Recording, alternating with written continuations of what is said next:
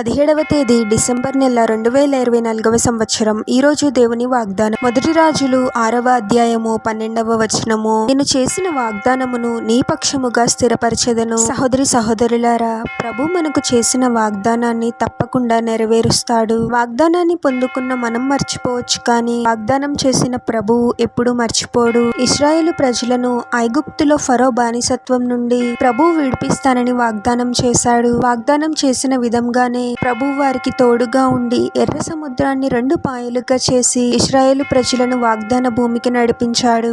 అబ్రహాముకు బిడ్డను అనుగ్రహిస్తానని వాగ్దానం చేశాడు. వృద్ధాప్యంలో ప్రభు చేసిన వాగ్దానం నెరవేరింది. నక్షత్రముల వలె అబ్రహాము యొక్క సంతానాన్ని విస్తరింపచేస్తాను అని ప్రభు వాగ్దానం చేశాడు. వాగ్దానాన్ని నెరవేర్చాడు. వాగ్దానం చేసిన ప్రభువు నమ్మదగిన దేవుడు. ఈ వాక్యాన్ని పూర్తిగా చదివినట్లయితే ఇలా ఉంటుంది: నీవు నా కట్టడలను న్యాయ విధులను అనుసరించి నడుచుకొనుచు నేను నియమించిన ఆజ్ఞలన్నిటినీ గైకొనిన ఎడల నీ తండ్రి అయిన దావీదుతో నేను చేసిన వాగ్దానమును నీ పక్షముగా స్థిరపరచెదను అని. ప్రభువునకు లోబడి ప్రభు యొక్క ఆజ్ఞల ప్రకారము జీవించినట్లయితే మనము ఎంతగానో ఆశీర్వదింపబడతాము. ప్రభువునకు విరుద్ధమైన కార్యాలను చేసేవారు శాపముల పాలవుతారు. కాబట్టి మనము ప్రభువునకు లోబడి జీవిస్తూ ప్రభు మనకు చేసిన వాగ్దాన నిమిత్తము ప్రతిదినము ప్రార్థిస్తూ విశ్వాసంతో ఓపికతో ఎదురు చూడాలి. ప్రార్థన.